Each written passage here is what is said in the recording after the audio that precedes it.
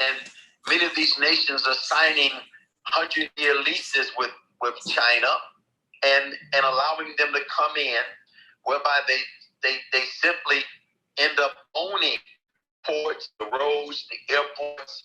And again, I am not hating on China. They have an agenda, and they're going to use their money to sponsor that agenda. And so I'm not here to debate their agenda.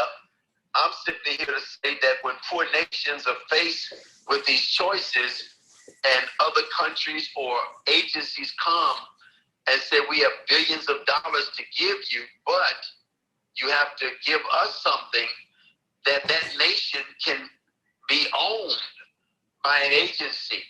It can be owned by a foreign government, because poor nations sometimes are so desperate to develop their economies. And so you have nations doing it. You have individuals, wealthy individuals doing it. You have agencies doing it. You have United Nations doing it. You have religious groups doing it. And so it's important that we understand that if we don't put finances behind missions, whether it's education, whether it's schooling, whether it's medical clinics, into these poor nations and promote heaven's agenda, which is the gospel, which is Jesus Christ. If we don't do that, then these other agendas will prevail and will end up losing some of these nations. And so it's important to understand. Now, what Dr. Bailey is doing is not large scheme of billions of dollars, but she has a vision, of course, to develop an eco-village. And I thought it's so important that we understand this from a global macro perspective, to the picture, and to support, because she has an agenda. She's a missionary. Her agenda is to use the finances that people give her to build clinics, to build schools, to build housing for orphans and widows, to go into very poor areas, to promote heaven's agenda, which is the gospel. Now, Dr. Bailey, many people may not know about, for years, this is what the Catholic Church did. Mm-hmm. They went in the nations, mm-hmm. They raised up orphanages, schools, education, mm-hmm. because they had an agenda to promote Catholicism. Mm-hmm. And they did a pretty good job as far as bringing education. Now, you may disagree with their theology, but they brought education. They ministered to the poor. They did it for years. Talk about how the Catholics used their wealth, I mean, not just now, but even over hundreds of years, to promote their agenda in some of these poor nations. Incredible example, Apostle. And you know what I'm starting to think, Apostle? I'm going to submit that to you and tell me what you think. I believe that how there are universal laws, whether you're saved or not saved, whether you're Muslim, whether you believe or whatever, there's certain universal laws like the law of reaping, like gravity, the law of lifting and thrust, that work regardless. Apparently, Apostle, tell me what you think. This law of caring for the poor yields dividends, because in the scripture, notice, Apostle, it didn't say if you're a believer and you give to the poor, you lend to the Lord. If you speak in tongues, if you give to the poor, you lend to the Lord. You give to the poor, you'll never lack. You see other organizations and entities, whether you believe in their faith, or you believe in their, whatever it is, they notice the Catholic Church is a very wealthy church. Notice that the Mormons, they're very wealthy because they're operating in a principle that was designed for us. And so I keep seeing this over my 41 years of doing this in 147 countries. Like, it seems to me that when it comes to the poor, God will use whatever entity that cares for his poor. It doesn't mean he agrees with them, but he'll use their compassion for the poor to meet the needs of his people, i.e., I'm not saying he's against the Catholic Church at all, but I'm saying when you look at the Catholic Church, you may not agree with some of the things that have happened with them and all the kind of things that come up with them with children and little boys and this, and you may not agree with their doctrinal philosophies or doctrine or whatever, but this you cannot take from them. A major tenet of their faith and pillar of their belief is almsgiving, charity, giving to the poor. And then it's interesting enough to pop it right to the church at Corinth and says, if you speak in tongues of angels, and you have not charity, love, you're a sounding brass and a tingling cymbal. And I remember, Apostle, working in Kuwait. And there was this, I love it. Compared to what it's like in Korea. It was about 37 different churches and denominations that were meeting in this huge center. Everybody had their time that they go in and they come out. They go in, they come out in Kuwait. And they were having to go underground. And you could only be so many in at a time, and it was different denominations. I've never seen unity in the faith like this in my life. They were from all different languages, different ethnicities. Everybody, nobody argued with anybody. You knew when it's your time to go in, have your service, and the next one come out.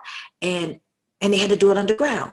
But the Catholic Church in Kuwait, did you know that even with Saddam Hussein, that Saddam Hussein supported the Catholic Church? He had Mother Teresa in his office. He would help build Catholic churches. And they would never, even in Saudi Arabia, they won't come against the Catholic Church because the Catholic churches, because of their, they let their light so shine amongst men that people see their good works. It is their good works, because most of them, when they became leaders, it was the Catholic Church that provided the schools. It's the Catholic Church that provided the clinics. It was the Catholic Church who was there for them in the war, after the war, to help provide some type of, schooling and education for them. And so that has been a major for them. It's been one of their major initiatives and thrusts, and you have to give it to them for this. And then the other interesting thing I learned about them, their works, the Bible says that you didn't choose me, I chose you, and I ordained you to go forth and bear fruit, and fruit that will remain. You can go to so many parts of Africa right now, in the most remote villages, and you'll find Catholic churches 200 years old, 100 years old, still standing, still operating. And you take an average church right now, and this goes after leader after leader after they transition, and the work is still going on, even though there's been transitional leadership. You try to let that happen in the average churches in America. But so this speaks a lot that the agenda is about providing for the poor. Now, of course, it does push the propaganda or the doctrine of what they believe concerning Catholicism, but you got to at least say they were caring for the poor, and God has honored their work simply because of that.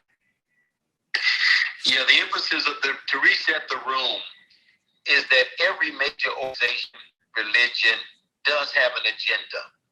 They do have a plan, and they're going to use their finances to promote, whether it's secular, whether it is socialist, whether it is religious. And you can't blame people for using their money to promote what they believe. And of course, we also have an agenda. Our agenda, I believe, is heaven's agenda.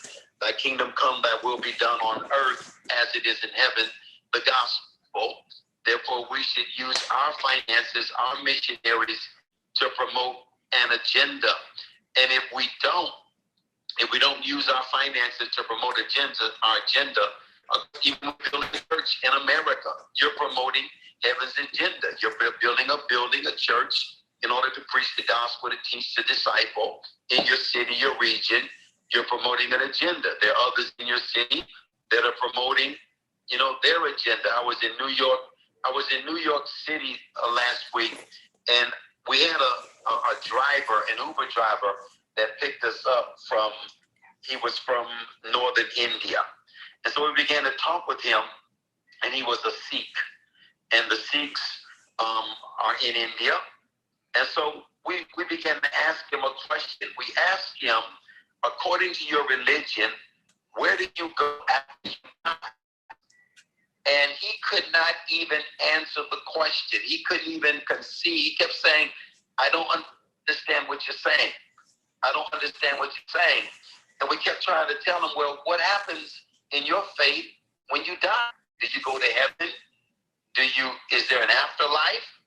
And he just kept saying, I don't understand. And then we asked him, we said, what do you think about Jesus dying on the cross? And he said, I don't understand. I've never heard that. And he's been to churches. I visit churches with my friends. And so we were trying to reach him, but it was like a veil on his mind We couldn't penetrate it. Same. And of course, his religion has an agenda. They have temples that they're building in America, Sikh temples, and of course they do it to meet the needs of their members and to promote their agenda. Now, if we don't understand this, we'll allow others to promote their agendas, and yet we don't really do what it takes to promote heaven's agenda, especially when it comes to some of these nations. Now, I asked Dr. Patricia, because I've been to South Africa in quite some time. By the way, Dr. Patricia, I have in that compound in Kuwait. I've been there several times preaching in the Arabic church there in Kuwait. I know exactly what you're saying there. Arabic service, Exactly. They have teams, all in the same compound. All of them are unified. Yeah. So I know exactly what you're referring to. It is really, really amazing. But I asked her. Can I say this real quick, Apostle? That's what I love about dialogue together, because we haven't compared notes at all, right? And so when I say something about different places that I've been, you're like, yeah, I've been there too. I know it's true.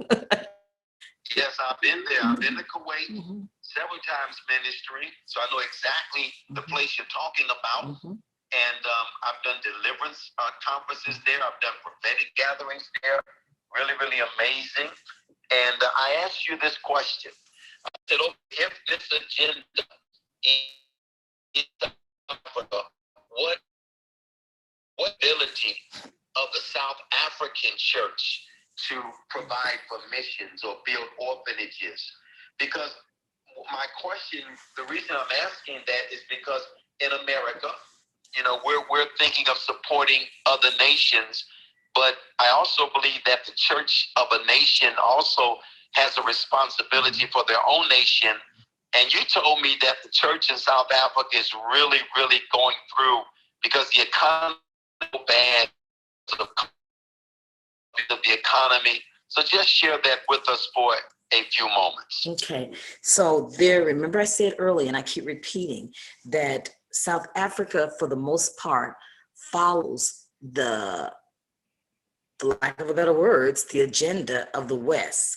And they would be one of the most westernized countries in the continent. So when COVID hit, like the same lockdown, shutting churches down, he just so strict. There are churches that have not been able to meet. Like one of the churches where we serve on their broadcast, Faith Broadcast Network, they built an 11,000 seater, and COVID hit. The building is just sitting there. Many pastors, many churches, they have not been able to reconvene on any side, regular size service at all. And then the companies, the businesses have taken a huge loss. So when you say to them, like, come and support this initiative that we're doing, one of the reasons why we're being urgent this is because in many of the townships, the people were already living beneath the poverty level. They were already living in rat-infested, no electricity, fleeing from these countries due to war. They're unofficial. Some of them are undocumented. It's unofficial settlements. These townships are living with corrugated tin housing. So it was like that before COVID. But since COVID, you can imagine people that lost their house, people that came from other places. Now people were being forced to have to go live in townships that never lived in townships before, because they have no income. They have no way of being able to provide for themselves, which now explains why the crime is like it is in the townships heightened, because people will do anything to survive and for money, which is why the bandits came in and ambushed the orphanage and stabbed the granny 6 times in major arteries in front of our babies. And then just a week before, burned a man alive so that they could get royalties, like in other words, pay bribes or pay royalties. We protect you like the mafia, or we'll terrorize you. And that's because of the economy. So the church as a whole is still dealing with, many are still dealing with a level of poverty mentality, because here again, there has been, after the apartheid, there was a political apartheid in that we had Nelson Mandela, a South African president, a Black president, but there was never an economic apartheid, because 2% of the people still control 98% of the wealth. So even after apartheid, which you'll see that when we talk about Eco Village, there's so many people still living in squatter camps after, or these unofficial townships after apartheid. With you would think by now there'd be a little more equity and distribution of wealth. And so the church has taken a hard hit, much more so than we could ever imagine here, because in these regions of the world, a lot of the workforce entrepreneurship. So if you're not able to, it's not like you work for the company and the company's down and the company's going to pay you while you're out. No, no, no, no, no. If you don't work, you don't eat. And so then a large portion, and especially like Johannesburg, tourism. Well, they haven't had tourism because of the pandemic. And so more people fled into the townships. And so what a wonderful time to let our light shine. What a wonderful time to say, we hear the cry of the nations. What a wonderful time to say, we're going to provide for you and be a model of what the kingdom of God looks like. So that's why there's such an urgency right now. And also there is an apostolic strategy behind what we're doing. We do have an agenda, and it's the kingdom, to promote the kingdom, so that those countries that have fled into there, that would be some previous coming from an Islamic regime like Senegal, coming from some other different regions that would be like Niger, different ones like that are living in some of the townships that have come from Congo, that have come from Zimbabwe, that have come from Mozambique or Angola. Here's an opportunity as these children, when you see the children, as they sit in that classroom and they have a Bible-based curriculum, and a curriculum that we've designed that says you are the economic solution to your nation, EVI, the Economic Vocational Institute, is that they grow up and understand that you don't have to depend on the UN. You don't have to depend on the World Feeding Program. You don't have to depend on WHO. That God, the kingdom of God, is within you. And when they get that gospel in the bedrock core of their being, and developing a mindset of sustainability, I believe that they will go and empower their nations. That's what I believe, because I see that template pattern played out. Apostle, this is what will really get you. I haven't said anything at all much about it, but it's going to be startling to a lot of us Americans, because we're not a French-speaking nation, so it's not necessarily in our news. But for an example, the African Union, which is like the type of so to speak, the UN of Africa.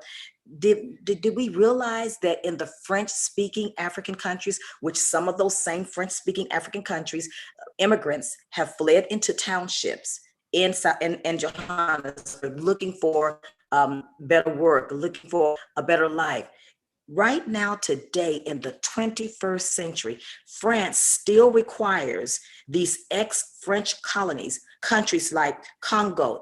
I'm only bringing this up because it supports what Apostle said. People are pushing their own agenda in the continent. And if we don't, and they put their money behind it, if we don't promote God's agenda, look at the agendas that they're pushing. France, till today, is making several African countries, ex-French colonies, that are still having to pay monies to France years after colonization. They're still making them pay taxes, making them pay. And these countries, let me give you the list of some of these countries, which you see them fleeing into places like South Africa. The countries are Congo. They're still having to pay France, even though they're no longer colonized. And guess what else? Back to what Apostle was saying. The French government made them go sign a colonial decree, like to go back under colonism, or we won't support you. But here's the crazy thing about it. Let me name the other countries: Congo, Chad, Burundi, Central Africa, Niger, Mauritania, Burkina Faso. I'll just stop there. But here's the crazy thing about it. If it was not for the resources that they've gotten from the French, from the country, it doesn't really, those African countries. So the African countries continue to pay colonial tax. Talk about an agenda. Colonial tax to France, even though they've been independent for years.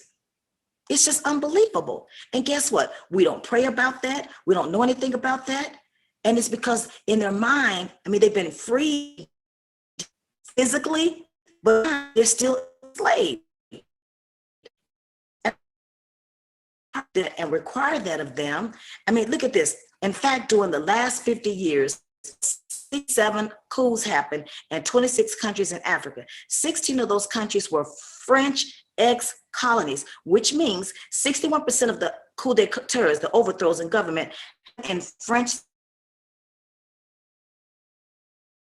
speaking stability. They don't see a way out. France is just draining. Without Africa, France will slide down into the rank of a third world country. With Africa, France will have no history in the 21st century economically. So here again, we see that it's such an evil system that even the European Union promotes this. They know this, and they don't even deal with France about it. The European Union has not even denounced it, but France is not ready to move from their colonial system, which puts listen here, I said all this to say, listen to the number, $500 billion from Africa to its treasury year in and year out. They make the African countries keep their money. Thanks. That would be the United States, Russia saying to us, you got to keep your U.S. Treasury in our banks. It's money that's been made in your country, and you have the people up under that kind of tyranny, judicial tyranny. To this day, are making ex-colonial countries keep their banks. And not only that, here's another one. They require the French military to be present in those countries till this day, at the expense of the country. Then they make the countries make a loan from France of their own money and charge interest.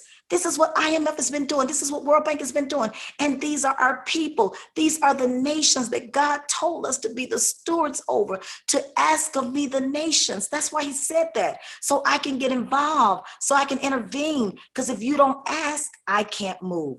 So that's why it's important for us to get involved in what God is doing in the nations, because he's entrusted us to be his stewards over the nations. Yes, I'm familiar with the difference between the English-speaking African nations and the French-speaking African nations, because first of all, of course I ministered in Haiti, but then I have a very close friend who speaks French and Creole. He's an apostle in Montreal, Canada, Apostle Isaacs. He goes to Congo. He goes to many of the French-speaking nations to preach. And he told me, he said, you have been to most of the English-speaking African nations. But you don't go to them. He said, but the French-speaking African nations have a mentality that is completely different. He told me, he said, there's a level of poverty and even a poverty mentality in the French-speaking nations that is even worse than in some of the English-speaking nations. And I would question him about this. And he said, it's the culture, it's the background, it's the colonialism, which was different from the British. South Africa, of course, was colonized by the Dutch and the British. And most of your other nations like Nigeria, Ghana, are English-speaking African nations, but places like Congo and places like Senegal and places like Burkina Faso and other Chad, these nations are what you could, as a matter of fact, there are two Congo nations, two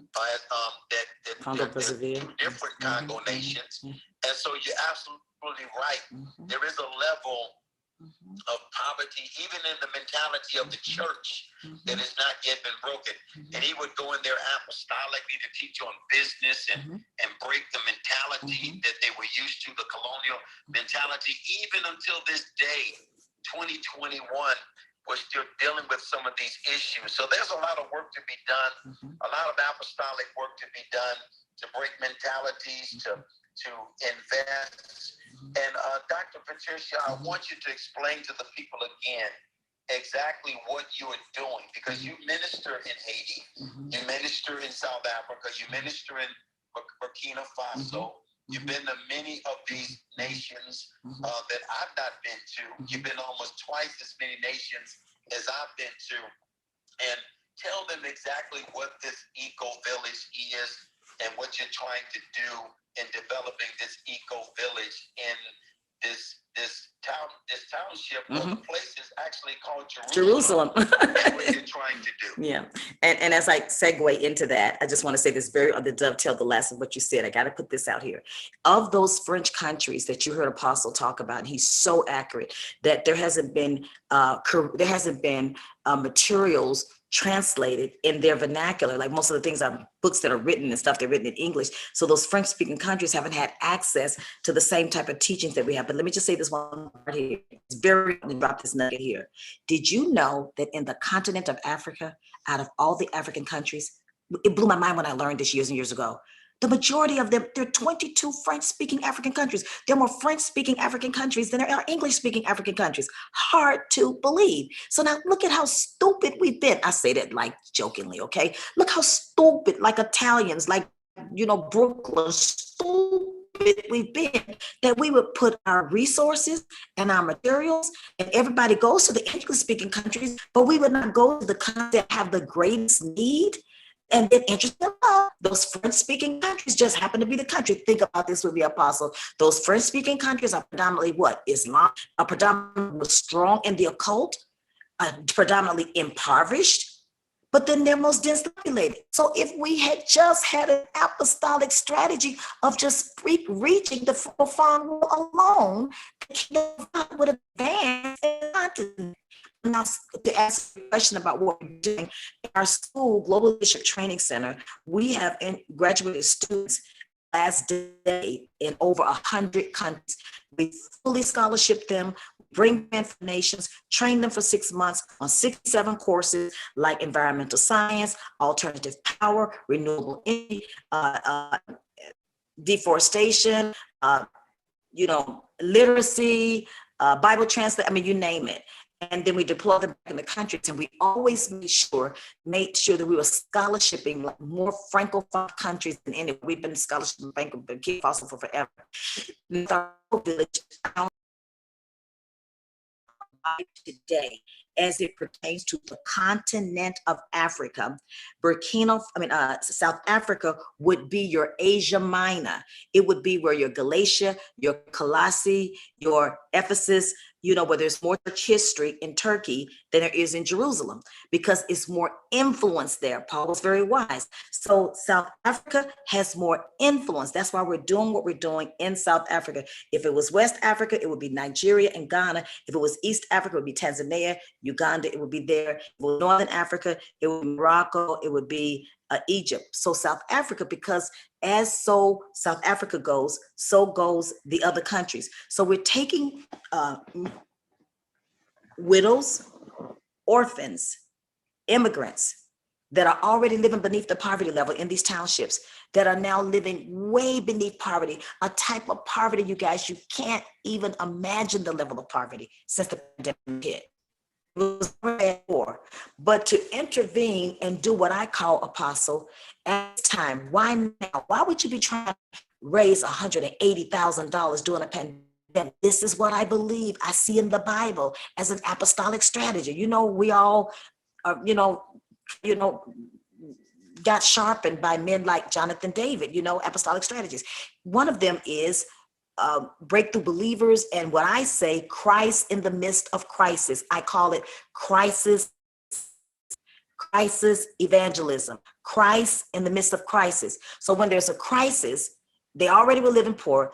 They've already been ambushed by, they call themselves Boko Haram, and we have this crisis. Well, when we show up in the midst of crisis, it causes a viral effect that people that would normally not go to church, that would normally not hear your gospel, now they're open to the gospel because you've presented Christ in the midst of crisis. So not only providing shelter for them, but providing clean water, providing education.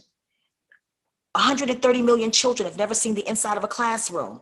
The majority of children in the continent of Africa, there are people right now, they can't afford to send their kids to school. So here in Jerusalem, we're saying our kids don't have to go to school. And we're not only teachers that are listening. Just think if in the summertime, you came and gave a month of your summer month to teach the teacher there. So they now see a place for widows, and first class, a place for widows, a place for orphans, kids can go to school, access to healthcare. solar energy, solar power, renewable energy, taking a place and learning how to redefine waste and waste management, turning trash to cash and waste to wealth, which are people that have been living around this kind of waste. Now it says to them, it renews their mind. It's a paradigm shift that we can take what was once called waste, can take the ruined and desolate places and turn it into the Garden of Eden. That changes the whole perspective about how they see themselves, because a lot of the way you see yourselves is influenced by what you're around. You're product of your environment. And so it becomes a light, it becomes an apostolic strategy that people can see that we are the people that don't just preach, that don't just talk, that don't just have meetings, but we care about people in a tangible way and putting our money where our mouth is, because where our treasure is, our heart is also. I've been working for the last couple of days about an aquatic pond where we're going to take the fish, and the fish provide fertilizing, and it's just teaching them a whole different way of sustaining where they don't have to depend on the UN, and just raise up a whole different generation. And I say a breed without greed. Raise up a generation to have a strong understanding of who they are in Christ Jesus. And they will not bow to this UN agenda. They will not bow to the New World Order agenda, because we will take these children young and they begin to know who they are. Now, when it comes to those widows, we are going to pamper our widows. They call them go-go's, because they have been through apartheid. They sing so much. They're the ones that's taking care of the babies. And so women having an opportunity, when we are there at the mission house, the grannies come in and they're going to cook the traditional dishes and give us South African names, and we wash the grannies' feet and let there be a cultural exchange, but pamper the grannies while they're there so that their latter days can be better than the former,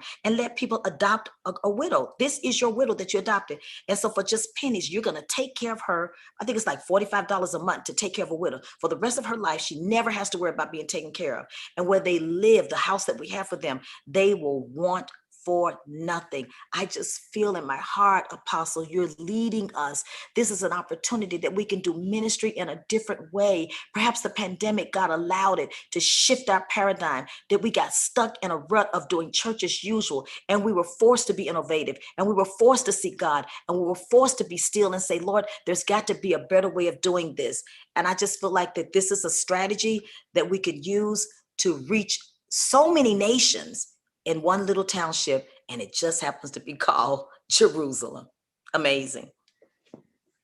Well, I want to, again, we're talking about promoting heaven's agenda. Every organization has an agenda, whether it's United Nations, whether it's Bill Gates, and we're not here to argue about their agenda. We're just simply saying they have an agenda, and it's usually secular. Then, of course, you have religious agendas, the Mormons, the Muslims. You have agendas of nations that are pouring large amounts of money into some of these poor countries, especially Africa, because Africa has so many resources, and yet we have done really, in comparison, very little when it comes to missions. Most of us have never heard our pastor preach a message on missions. And it's not because we don't want to do it, it's because often we don't know. And so Dr. Bailey has been a missionary for over 40 years, and I really want to support what she's doing. Now, she has a budget by this Friday of $180,000 to make sure everything is complete. She already has some of the property. She's trying to add additional property to make it large enough to develop this eco-village in one of the township areas of South Africa. And we've been really raising and receiving money in Clubhouse. And already we have raised enough until we're only $25,000 short of the goal of $180,000. This is really miraculous. I have sold $10,000. Others on this platform have sown thousands of dollars or had rooms where they've raised upwards of $15,000, $20,000. And I want you, if you have not yet had a chance to partner with Dr. Bailey, I want to believe that tonight, which is Wednesday, and tomorrow, which is Thursday, that we'll be able to receive this $25,000 because it's needed by Friday. and I want to challenge you to be a part of it. This morning in our decree room, I just did a short challenge, and someone sold a seed of $1,000, and it was just a short reminder of what we're going to do, what we're going to do in this room. But if you're here and you have the resources, I want to challenge you to sow into what Dr. Bailey is doing. If we could have 25 people to sow $1,000, that would meet the need. You may not have that much to give. Maybe you can give $500. If 50 people would give $500, we would meet the need. And I'll be so excited, and I'm believing with her. Again, I've sown $10,000, and I'm going to sow more. And I've told people that whatever you sow into Master the Prophetic through my profile, either it's Cash App or JE Global, or just even sending to me, I'm going to sow it into her. Or you can go directly to her profile and see the different ways you can give. You can give through Cash App or PayPal, or you can Zelle directly to her Zelle account. You can do it by way. Someone just sold $100 to me. Thank you so much. I'll make sure she gets everything you send to me.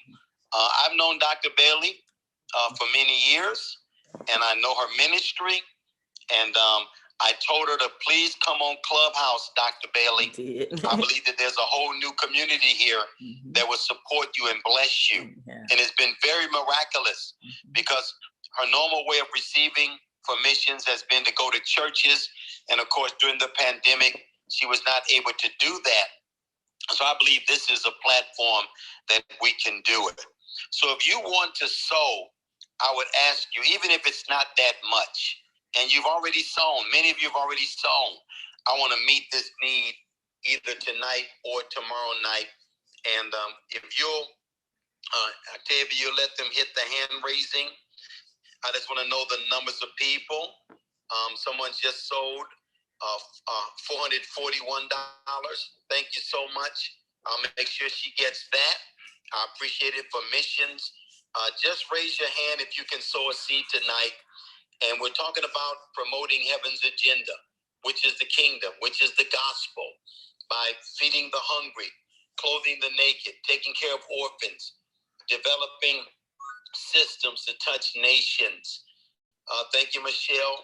Thank you, Lanita. Those that are sowing now, I may have missed your name. Thank you so much, Hazel, for your sowing as well. I appreciate it. We have some people that have raised their hands, and we do need some people that will sow a significant seed if you can. If you have wealth, we don't assume that everyone on this app doesn't have wealth. We're believing for it, decreeing it for favor, and I believe that God will give you favor when you support what his agenda is. There'll be a tremendous amount of favor released over your life. Thank you. I think it's Travis. Thank you so much for your seed as well. I appreciate that. And some people are sowing through my platform. Some are sowing through Dr. Bailey's platform. Let's do this. Let's meet the need. I'll give you a chance to sow. I'm going to open it up for others on the platform to comment. Francina and Dr. Delane, you've done a great job of having rooms to support what she's doing. I really appreciate that. So if you want to comment, feel free to do so, and we'll just believe God that people that are sowing, someone, thank you, just sold $200. Thank you so much for your seed in the PayPal. We'll make sure she gets it. Okay, Francina, you're free to speak. Go ahead. Thank you so much, Apostle.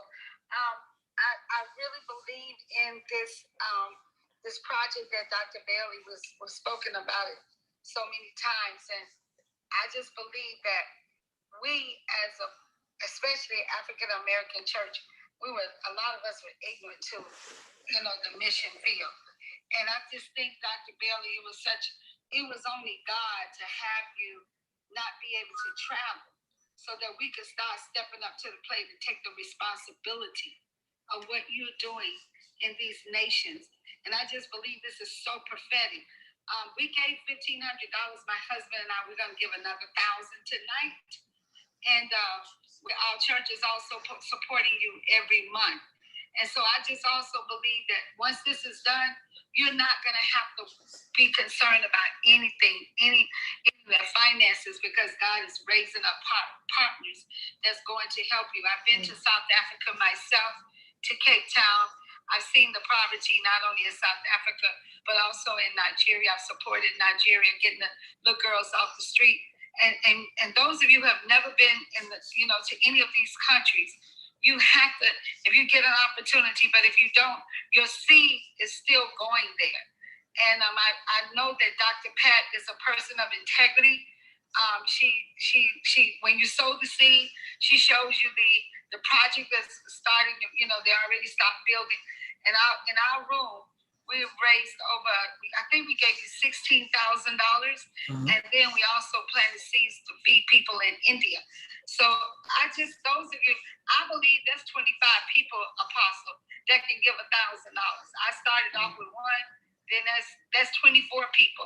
We could knock this off and then let God do exceedingly and abundantly all that he could ever ask or think. And thank you so much, Apostle, for having this room, because Dr. Bailey, what did God tell you? He says he got this, so go to sleep. I would love to. Thank you. Amen. Thank you so much, Francina. Dr. Delane, are you available to contribute? Please do so. God bless you, Apostle Eckhardt, and I give honor to everyone on the platform. Dr. Bailey, you know that we support you. When Apostle Eckhardt gave the command in BAM, we followed Apostle Eckhardt's lead along with Anthony, and it was absolutely amazing that we were able to contribute $25,000 in conjunction with Dr. Clark, and that was a wonderful collective effort. But I do want to encourage everyone that is in here. As I was sitting here and I went straight to Matthew, the 25th chapter, I don't want God to ask me on the day that he returns, that he said, naked and you clothed me, I was sick and you visited me, I was in prison and you did not come. I do not want God. He's not going to ask me how many people. He's not going to ask me how much did I speak in tongues. He's not going to ask me how many times did I prophesy.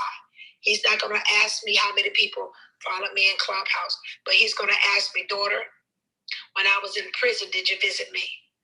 Did you put your money on a mission? And I have not traveled overseas. I thank God for those of you who have.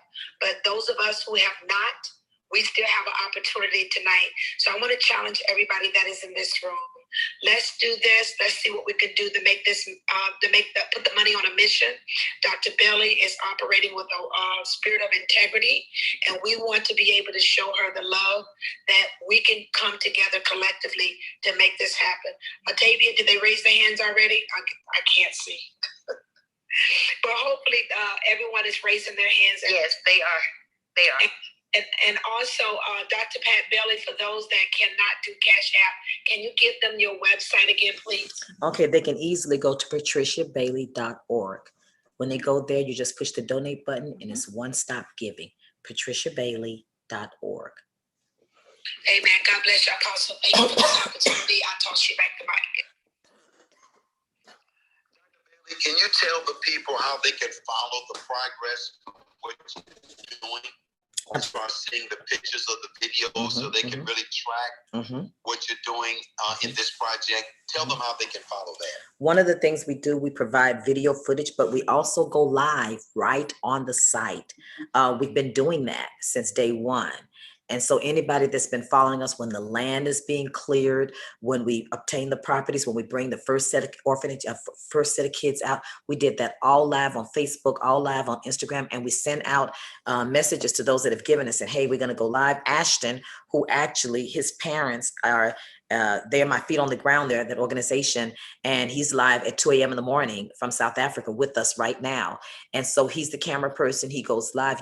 For those of you that have followed and that know, we go in every room of the house. We go on the property. You see when we were getting vehicles, you saw every step by step by step live. But then, so we have 3 methods. You can watch it. We do it live on social media, all those platforms. Then we do a video. We put a video together and we send you the video so you can see where your money is gone. And then the last arm, we invite you to come. We invite you to come and see, follow your funding, follow your money, come and be a part, come and put your hands to it and take ownership of it and be a shareholder, be a partaker of it. Because I just feel like when people can see where the money's going, like 90% of the people, it's not that they don't want to give, they just want to make sure it's going where it's supposed to go. So we said, let's just move that out of the way. Come and follow your money, come. We welcome you to come. And so those are the ways that we do. And as you saw what I do with you, I've made myself accountable to you to the very penny, like full disclosure with what we have and where we are. And if as you can see along the way, Apostle, I say, this is where we are now. This came in, this is where it came out now. And you can attest to that because we believe that integrity will always preserve us. I've been doing this for 41 years in 147 countries. And Dr. Bailey, I want to talk about another agenda. Remember, of course, about the earthquake that happened in Haiti years ago, and there was such an outpouring of wealth. I mean, hundreds of millions of dollars were raised through the Red Cross, but evidently all of that money did not make it to Haiti. Not even 1%. Not 1%. So explain us what happened. So first of all, when the earthquake happened, Red Cross was in $150 million worth of debt. When the earthquake happened, off the top, when the money came in, fact check me, they took $65 million to go towards clearing their debt before anybody was fed. So that right out of the gate. You saw on CNN with all these different nations, if anybody remember when the earthquake happened, that's when they first came out with Anderson Cooper, when they first came out with the screen, that's before we had it on our Apple phones with the touch screen, and you could touch it in a slide. They were all doing that there on CNN, and they had a display of all these nations that were donating hundreds of millions of dollars. And everybody thought, my God, oh my God, though, Haiti is getting ready to be rebuilt. I mean, what the enemy meant for bad, God's going to turn it around. And it was to the tune of right at $1 trillion. And then one of our former presidents was in charge of overseeing a large portion of that. And he has openly repented about not appropriating funds properly. And so then on the Red Cross side, Red Cross never, ever, the village that we have been working in from the day of the earthquake, Croix de Mission, if you go to my YouTube, you'll see, if you type in Dr. Pat Bailey, Croix de Mission, Croix, next word is French, D-E, Mission, Mission, you'll see people today bathing with pigs and goats and human feces and animal feces in the water. On the video, when you type that in, you'll see the little girl scooping up feces water, drinking it in that water and taking it home to wash dishes.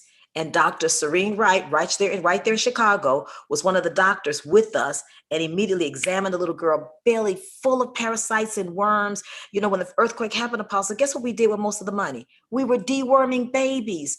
Mothers were taking charcoal and getting babies and children to eat on charcoal to deaden the hunger when all those millions of dollars were sent. And every year, with an exception of last year, because of the pandemic, we've been there every year holding mobile medical clinics, delivering babies. We've done 11 wells in that little village. We've built about 4 widows' houses. We've put tons of women into business there. We call it business in a bag. None of Red Cross money. And the people were very angry when we first came. And I had to prove to them, I'm not the Red Cross. I'm not going to abandon them like you. We're here every single year. And it's just a shame that money never met the women in the market washing the vegetables in that water. And so in our clinics, we be bringing in tons of medicine, and we have doctors, nurses, everything, everybody in the medicinal world. We say, hey, come and go over with us. We do it every single year. And we find out that most of our money, Apostle, was being spent on waterborne diseases. And I said, this is the tail wagging the dog. We got to get to the source. We've got to provide clean water. So we started out with the wells. No, we started out first with biosand filters. Remember, we did biosand filters, then we did wells, and then we went to what we have, micromembrane hollow filters. Well, it will extract 99.99999% of every type of waterborne disease. It will extract human feces, animal feces, taste, and odor out of the water. It will last 10 years. It will provide 150 gallons and requiring no solar panel, no electricity, no batteries, and we give them to them for free so that they can have clean water and bag up the water and sell the water and now have a stream of income to take care of their families. And so we've done it, as well as built a school, a clinic, did a whole community project that is there, did a whole environmental science piece of cleaning up the place, because the number two things, the two crises right now in the world that kill more people than any nuclear bomb, than any threat of any type of plague, anything more than Ebola, anything ever has, the two main crises that still this day kill more people every single day is the lack of sanitation and the lack of clean water, which is why we go in the townships and clean it up.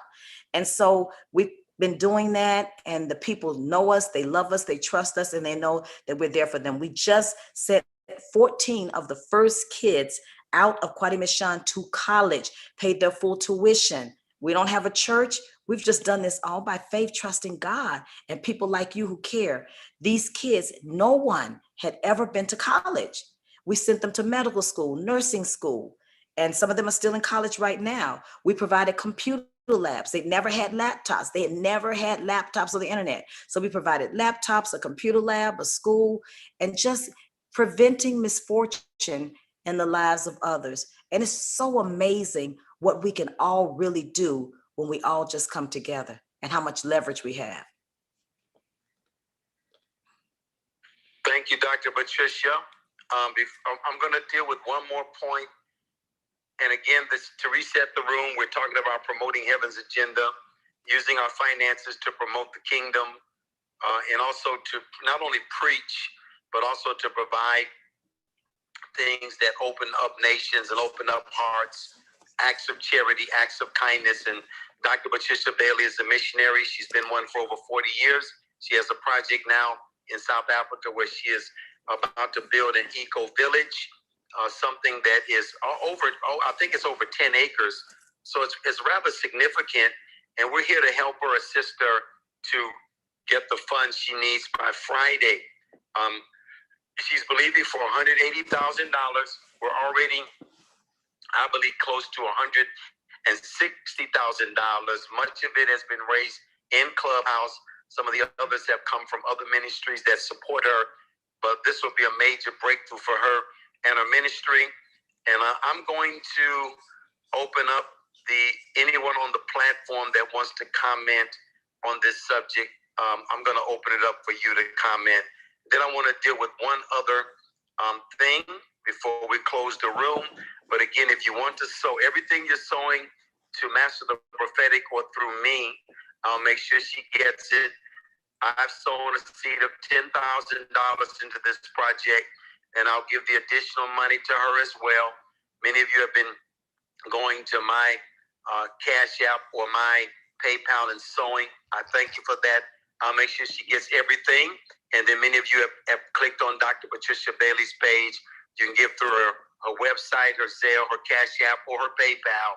And we do need some people to sow significant seeds. Again, 25 people tonight who would have given $1,000, we would go over the budget. If you can do that amount, please do so. Many have done it. Many on the platform have already given even beyond that. I appreciate all of those that have sown. But if this is your first time hearing it, I want you to consider partnering with us in this missions project. God will bless you tremendously. Grace and favor will come on your life as you give. And more important, it is one of the ways that we can promote heaven's agenda. Okay, I'm going to open it up to anyone on the platform that wants to comment. Feel free to do so at this time.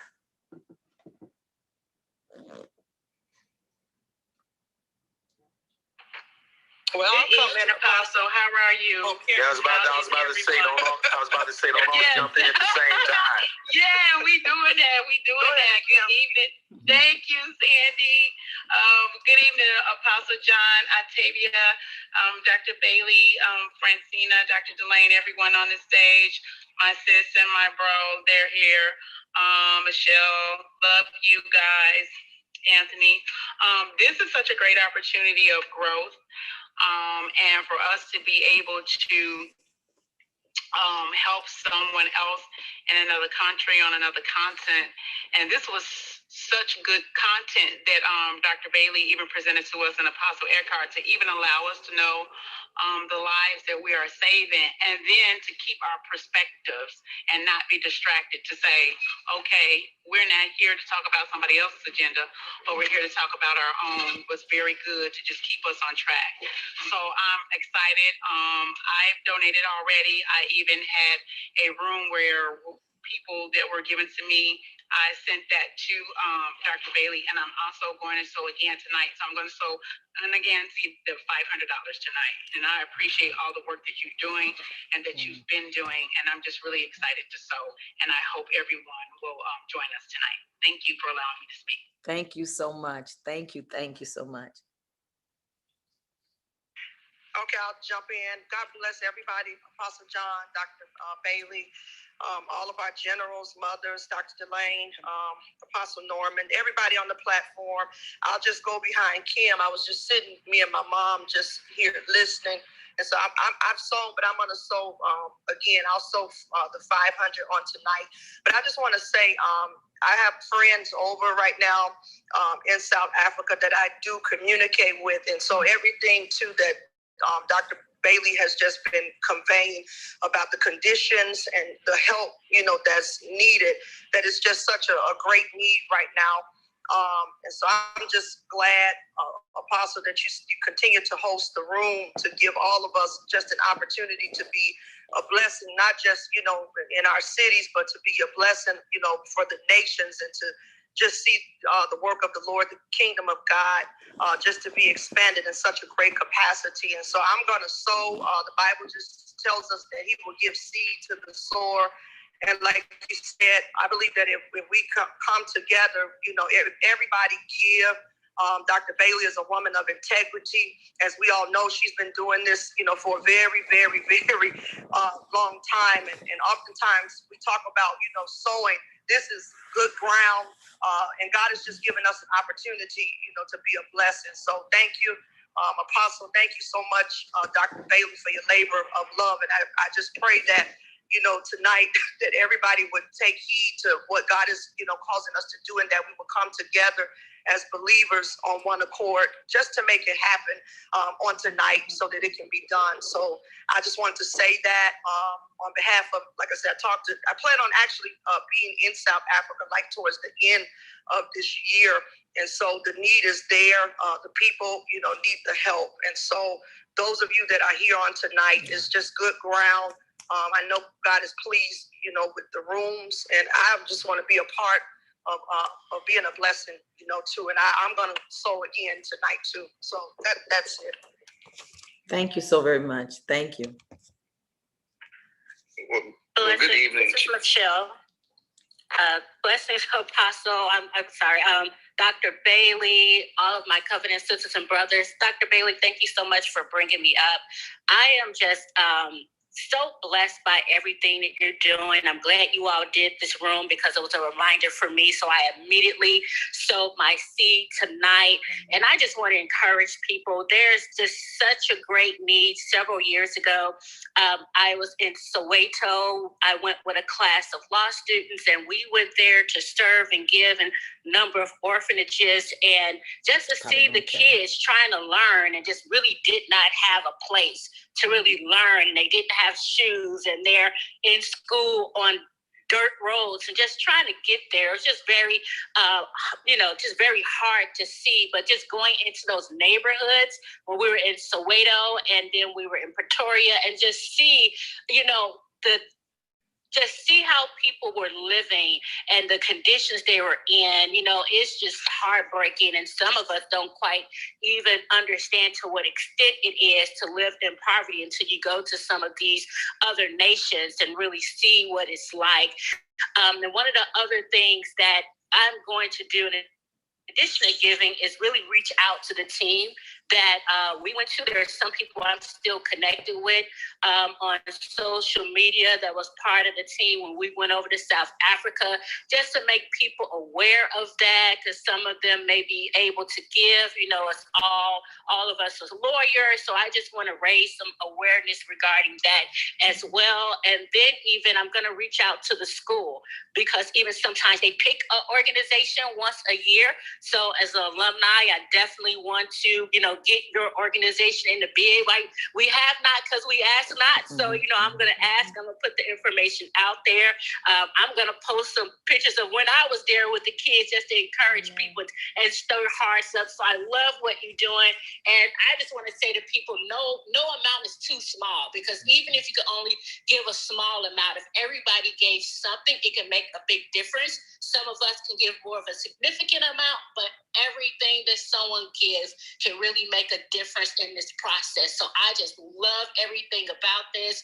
I know I'm going to be a continuous giver, and I just wanted to make a comment, because just in being there a couple of times, I just know what that need is, and to walk those streets and know that you're about to do something about it, it just really blesses my heart greatly. And even some of the stories you're talking about, this is my last comment. I had the honor of speaking in Singapore about corporate social responsibility. So earlier, when you were talking about those corporations going over to different nations, oftentimes they're, like Apostle said, using their own people, but also the mentality when they're going over for foreign investment is just to give and not to partner with the people who have businesses in those nations or get those workers. And so one of the things that for me, from my speaking engagement with those various people in different nations, is to raise awareness of that and to really advocate for more governments in different nations putting in more protocols and processes when they're letting other people come in to invest, and then also making sure that people in those nations are also getting some money and revenue, and not allowing them to just come in, bring their own people and get all the money. And then also dealing with corruption issues, because there's so much corruption in some of those governments. It's just very difficult to get the funding to the people. So I just have a great heart for this. I've done a lot of study and everything about this, so I am just going to support it as much as I can. All right, Michelle, can I say this quickly to everyone? Apostle, she just said something very powerful. A lot of times people don't realize, like, if you're not in a position to give monetarily, you can do things like go to my website or go to my Facebook page and just take the pictures, take the videos of what we've done and show the video. Just text the video to family members, friends and family and work, and people. Like my tax attorney, he's a Jewish tax attorney, and I sent the video to him today, and he's like, how can I give? And I never even thought about that. So it's not so much always the monetary part. We do need that, but everybody can do something, because there are 4 pillars in missions. There's praying, giving, going, and sending. And you become a sender by just taking the information and sharing it with other people. That's what she's saying right now with sharing this with her organization. Some of you are in sorority groups. Take the video, show the video to some different sorority groups. Just, in other words, use your sphere of influence to be able to get the word out and to generate support. Just wanted to share that briefly. Well, definitely good evening, Dr. Bailey, Apostle Eckhart, Octavia, Francine, and Dr. Smith, Big Brother Calvin, and Lady Smith, and everybody that's up here. You know, I love all of you. I definitely honor what you're doing, Dr. Bailey. I love the vision, and it's always an honor to be with generals and those that set the tone for us who are trying to learn from you. So I honor what you're doing, and my mentorship program will be sowing a seed.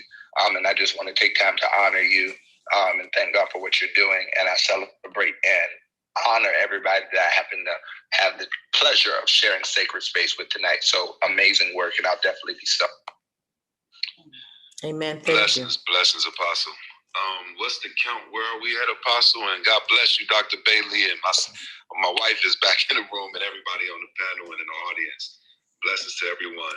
Are we at 23, guys? Are we at 23,000 now? Someone help me. I think because I heard two at 500, or let me see. Prophetess Francina did 1,000, so that took us from 25 to 24. And then I thought I heard two people do 500, so I thought they would have taken us down to 23. So if someone else can help me, I wasn't paying very close attention to the numbers, but I think I'm accurate. Did I miss someone? And I have another 1,000 that's come into my PayPal that I'll be sending you as well. So you can add another 1,000 that people have sown. I haven't checked the Cash App yet. And I do have something that has come through Clubhouse as well. But you can put the 1,000 in as well. This is Michelle Maxwell. I sent it to your PayPal, Dr. Bailey.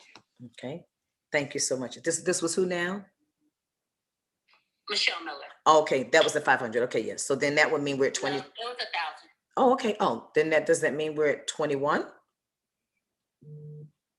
That means we're at 21. Okay, we'll help break the barrier. Me and my wife will put in 2,000 more.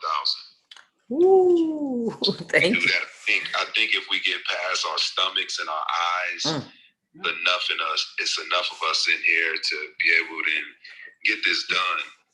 One of the things I would like to just share is that oftentimes there comes just an opportunity where open heaven is before us.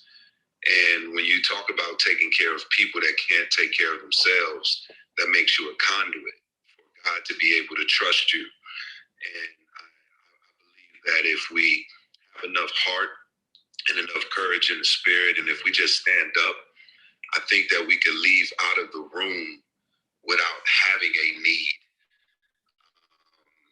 I think if you trust the Spirit of God, and for Apostle Eckhardt to run these rooms concerning this topic, Prophetess Francina and Dr. Delane, and everyone else that has brung this up, and with the work that Dr. Bailey has done, I think that it's an opportunity for us as a people, and not excluding people, but especially in the African American church. I think one of the things that has been just life-changing and groundbreaking for me on this subject matter is it's one that has rarely been discussed within ministry. Just even throughout the years, the mission fields really pretty much stopped in our backyard with the needs of what was going on in our current location of area of where we are.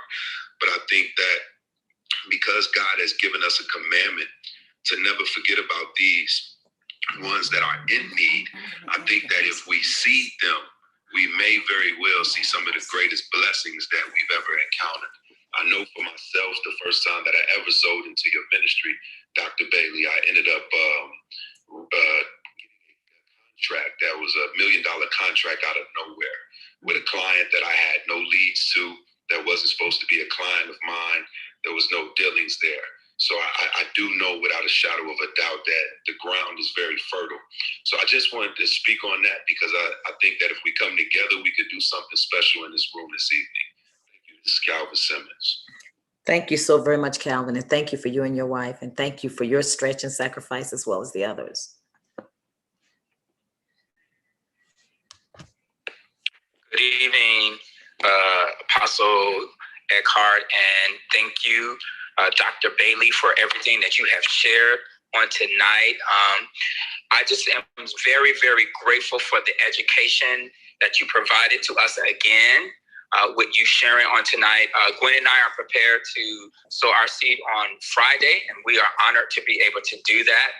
But as you were beginning to share tonight, you shared about how many other organizations and many other groups, such as the UN, Muslim groups, and Mormons, they have their agenda, and they're unified in apprehending that agenda.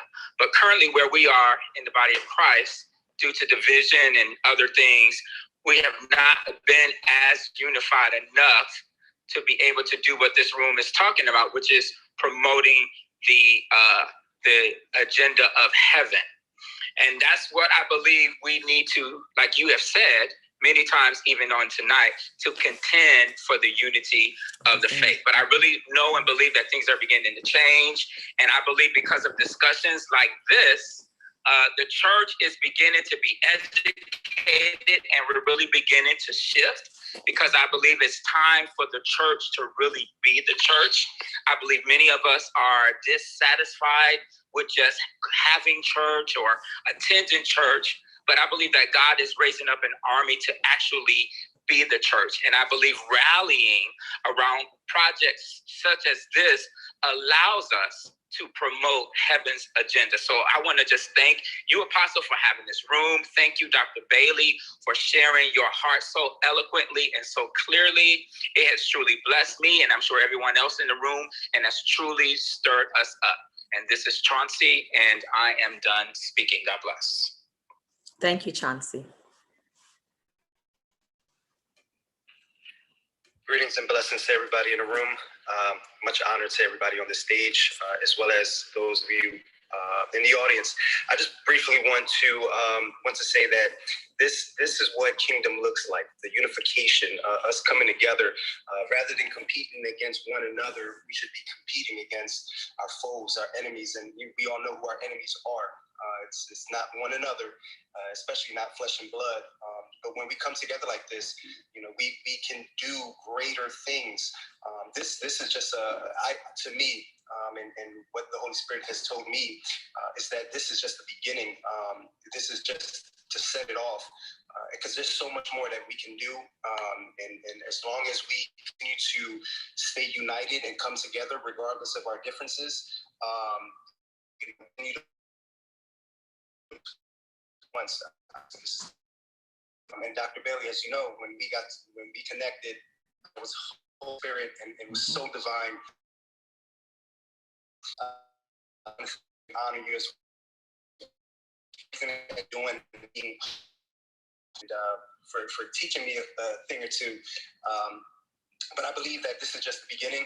There's going to be so much more, and it's going to be not just in South Africa, but this is going to be something that's going to become global in time. So again, thank you for just being that example and leading by example, as you as well, Apostle John Eckhardt, just leading by example, because this is what we need. We need to see this, especially the younger generation, to actually see this unity and see the urgency of what it's like to really come together as a kingdom-minded people. So again, thank you all. This is Anthony, and without further ado, I pass the mic right back to you.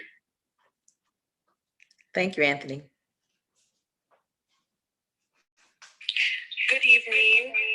Blessings to everyone. Blessings to Apostle John and Octavia and Dr. Delane and my other brothers and sisters on the platform. Sending love to everyone, including my husband. I just want to say, Dr. Bailey, I feel connected to your mission on such a deeper level. And I would also like to partner with you every month. And I'm also interested in going over to Africa with you. So whenever you guys put those trips together, please include the Simmons household, because we would like to go see, break ground, and even consider partnering on other projects that you are doing in Africa as well. So I would like to know how we can partner monthly, and also how we can be a part of those trips to Africa. Okay, if you go to my Facebook page, you'll see the video, the promo video of the first open day, us taking teams in. So it's going to be like in August, I think late July and August, and you'll see a little quick promo effect on the video immediately to Apostle, so you can look at it. If you're interested, you guys, on the website, go to the website, 949-793. If you want to go on a trip, 3537. Again, 793-35. Website. You look at the video, there's a form, and you just say, I'm interested in a trip. It's on the website. That's why we say it's like one-stop giving and information on the website, patriciabailey.org. Dr. Bailey, can I ask one other question? Is this a sponsored trip, meaning like you pay a certain amount, so you pay $5,000, $10,000, $20,000, or is it just you pay for your travel and you just kind of figure all that out? Yeah, you pay for your ticket. As a matter of fact, the former Miss Illinois, she's bringing a team, and they're doing an little etiquette school for kids. And she showed me tickets yesterday, possibly not, out of Chicago with United for $547. And it was another airline that was $650. So what the airlines are probably doing to stimulate, travel for people to get going, is, providing those tickets. I mean, it wasn't Spirit Airlines, it was United for $547. So your ground package, you can look at the ground package being around $1,000 to $1,500, which is very cheap. That means all of your meals, all of your ground transportation, all of your lodging, all of your activities, airport transfers back and forth. So it's going to turn out to be just about maybe $125 a day. And if you can grab that ticket for $547, around that price, I mean, you can't have this kind of mission, this kind of encounter, this type of a mission with that price. So it could be a good opportunity to take care of it. And we do missions first class. We do it first class. Dr. Bailey, Mm-hmm. also the business class tickets are going cheap too. Oh, really? Yes, well, they're normally $5,000, $6,000, or $7,000. Mm-hmm. You can get a business class ticket for $1,500. Whoa. It's so long. Mm-hmm. And, you want to be in business class if you can. Mm-hmm. Yes. So they're offering specials now. If you get your ticket, start with, they have a date and they solidify the date. They can go on business class, and that's major airlines like American. Wow. And all that. They have some, the most is like 3,000, but they have some for 1,500. That's amazing. I've never heard that for a first class business trip to South Africa. I mean, you can grab that and just sit on the ticket till it's time to go. And then what we do is we teach you how to raise your money for your trip. So you take the video, we have a support letter that we give you, you could insert your name there, and we show you how to raise your money and then even take payments. So when it's time to go, your trip is completely paid for. And you teach other people how to serve as a sender, allowing them to be a partaker of your them. You're being their hands and feet. Like they may not want to ever go. There's some people don't ever want to go. So then you can be their hands and their feet. And some of you have clothes and things like that your children have outgrown and your grandchildren have outgrown. You're going to get to dress the orphans.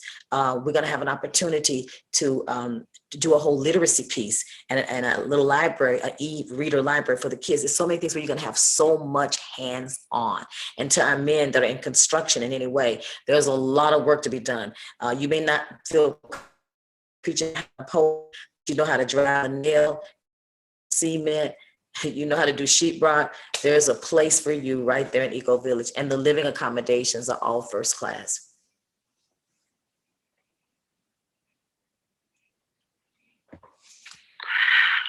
Okay, I think it was answered what I was going to ask you, Dr. Bailey, about the desire to take people with you on mission trips. And of course, you answered that by asking people to go to your website. If you feel called to the mission field, you want to go with Dr. Bailey. She does take teams with her. And since she's been doing this for many years, she knows how to do it. And you can go with her to visit and actually minister and be a part of ministering there in South Africa. So go to a website and consider going. If you're really called to be a missionary, you feel a call to missions, I believe that you'll get an impartation, you'll have a first-class experience, and it will really, really transform your life. What we're going to do is we're going to add up everything that came tonight, and we'll do another room tomorrow evening and hopefully have some more figures for you where we are, and hopefully we'll be closer to the goal of finishing. I do want to thank all of those who sowed tonight, gave tonight, and those who sowed previously as well. I really do appreciate your supporting Dr. Bailey. And if you still want to sow, again, go to her profile, or you can go to my profile. Everything that you give through my profile will go to her. I've already sent the 1,000 to you, Dr. Bailey, that came in through the PayPal. And as more comes in, I'll send more. And or you can go to her profile and give that way as well. So thank you so much. Yeah, who's? That's me. Excuse me. This is Marina. Sorry for interrupting. I just wanted to share that I was going to be hosting, in addition to you, Dr. Bailey on Facebook at 9 o'clock and on YouTube on my page for those who are not on Clubhouse, so that we can reach additional people that are beyond the scope of what we have here. And so I just wanted to share that with you. And also, I also wanted to share that Prophetess Glenn, Prophet Glenn and his wife, Prophetess Betty, have given $500. They sent it to you via Cash App. And just to remind everybody that she's a 501c3 organization. So if those who are looking for tax credits, even, I know that not people don't always do that, but for those who are needing additional tax benefits, that she is a nonprofit organization. Really is. Okay, thank you so much, Marina. And again, thank all of those who are contributing. We really, really do appreciate it. We'll do another room tomorrow. We're trying to have this finished by tomorrow because Friday will be the day that she has to take care of this in South Africa. So we really need you to do as much as you can within this time frame. And thank you so much for coming on. I want to thank all of those that are on the platform who joined and stayed for the entire time. We've been here 2 hours. It goes by so quickly, but I do value your time in giving to this particular room. I know there are a lot of rooms you can be in, so thank you for coming into this room. And we'll do another one tomorrow evening. We'll be led by the Lord as to what we'll name it and title it and discuss this some more. So, Dr. Bailey, you want to say something before we close the room? Feel free to. Just that I'm very, very grateful. And I never could have imagined at 62 years old, 41 years in ministry, that God would use willingness, the type of, and let's fight to guard and contend for the faith and unity, because we can go so far together. This is just my simple way of saying thank you so very much. God bless you. You're welcome. We're with you. We support you. God bless you. And we believe that everything you need will come in. We agree with you and believe God. And again, everyone, thank you much for coming on this evening. And as always, departing, God bless you and shalom. Shalom. And to Facebook. Let me try to take care of something right quick. It's coming over that right now. Is Facebook still on? Are we off? Don't know. Ashton, can you? Okay, here's the raw video.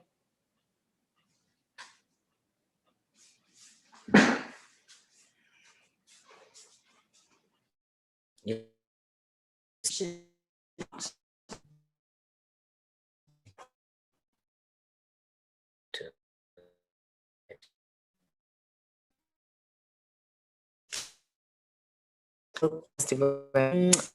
Support. See you tomorrow. See you in the morning.